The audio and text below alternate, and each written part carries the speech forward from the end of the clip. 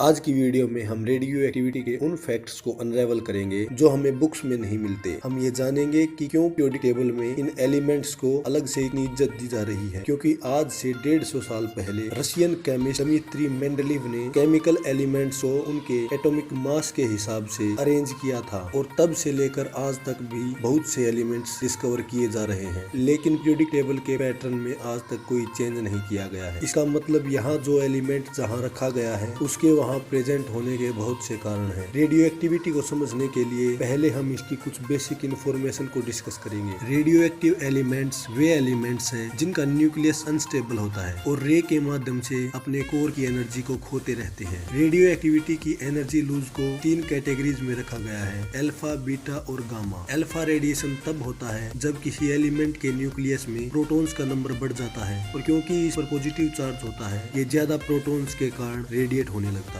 Beta radiation negative charge की अधिकता के कारण होता है। ये सिचुएशन एटम में न्यूट्रॉन्स की अधिकता के कारण पैदा होती है। और अंत में गामा रेडिएशन न्यूक्लियस में एनर्जी की अति होने के कारण बिना किसी नेगेटिव या पॉजिटिव चार्ज के एलिमेंट्स के पार्टिकल उत्सर्जित हो जाते हैं। रेडियो एक्टिविटी को क्यूरी में मापते हैं। इस यूनिट से हम ये मापते हैं कि रेडियो एक्टिविटी में एक रेडियो एक्टिव एलिमेंट 1 सेकंड में कितने एटम्स रेडिएट करता है। जब एक रेडियो एक्टिव एलिमेंट अपने एटम की आधी एनर्जी को रेडिएट कर देता है, half life of N isotope कहा जाता है। कुछ एलिमेंट्स के एटम्स बहुत जल्दी रेडिएट कर जाते हैं, लेकिन कुछ एटम्स का रेडिएशन पीरियड बहुत बड़ा होता है। जैसे कार्बन 14 की हाफ लाइफ 5730 साल की है। मतलब अगर आपके पास कार्बन 14 के 2000 एटम्स हैं तो उसके 1000 एटम्स को रेडिएट होने में 5730 साल लगेंगे। जब आइसोटोप रेडिएट होते हैं तो वे अपने कुछ एटम्स पार्टिकल को खो सकते हैं और एक एलिमेंट दूसरे एलिमेंट में बदल सकता है। कई बार आइसोटोप किसी दूसरे अनस्टेबल आइसोटोप से भी रेडिएट हो सकता है, लेकिन किसी रेडियो एक्टिव चेन में ये अभिक्रिया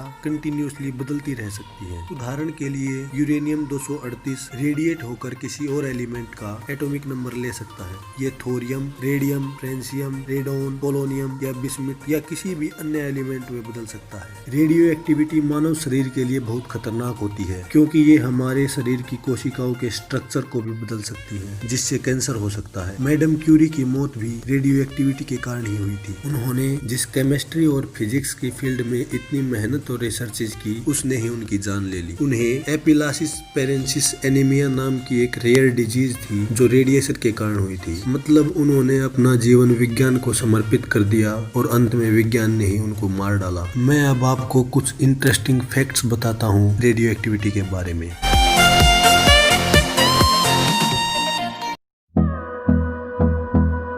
अगर यूरेनियम को जमीन के अंदर रेडोन गैस में रखें तो ये सड़ सकता है, क्योंकि रेडोन भले ही एक नोबल गैस है, लेकिन ये एलिमेंट रेडियो एक्टिव होने के साथ साथ अपनी कुछ ऐसी खूबियां भी रखता है जो नॉन रिएक्टिव गैस के साथ भी ये रिएक्ट कर जाता है।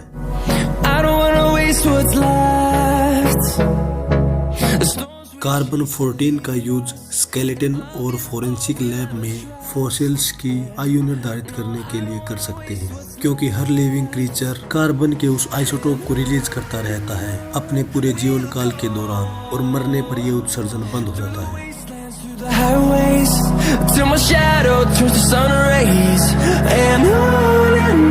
बिस्मिथ एक स्थिर आइसोटोप के साथ साथ सबसे भारी एलिमेंट भी है। बिस्मिथ के अलावा और जो भी एलिमेंट इससे भारी हैं सारे रेडियो एक्टिव हैं।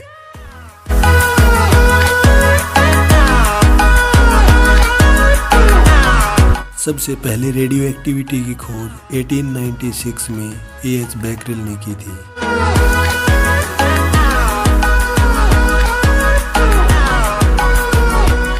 न्यूक्लियर उद्योगों के लिए न्यूक्लियर वेस्ट आज भी एक बहुत बड़ी समस्या है। इसे धरती के नीचे भी नहीं दबा सकते, क्योंकि भविष्य में ये दोबारा ऊपर आएगा। कुछ वैज्ञानिकों का मत था कि इस वेस्ट को हम अंतरिक्ष में डंप कर सकते हैं। 1970 के बाद उच्च स्तरीय बैठकों में इस पर विचार विमर्श किया गया, लेकिन इसके लॉन्च में लगने वाली ज्यादा लागत के कारण और अगर लॉन्च विफल हो गया तो ये जोखिम पूरी मानव जाति के लिए बहुत बड़ा जोखिम हो सकता है। इसलिए इस थॉट को वहीं पर रोक दिया गया।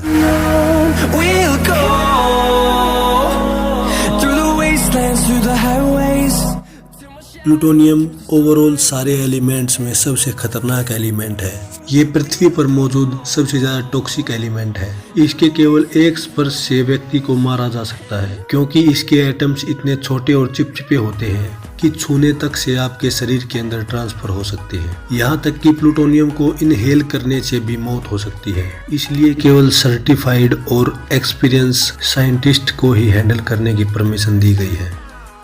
और लास्ट में हर बार की तरह यहाँ आप सबके लिए एक बोनस टिप है। सबसे हल्का रेडियो एक्टिव एलिमेंट हाइड्रोजन का तीसरा आइसोटोप ट्रिटियम है। इसके न्यूक्लियस में एक प्रोटॉन और 2 न्यूट्रॉन्स हैं। ये रेडिएट होने के बाद हीलियम 3 में बदल जाता है। इसका न्यूक्लियस 12 साल 3 महीने और 2 दिन में अपनी आधी ऊर्जा को रेडिएट कर देता है।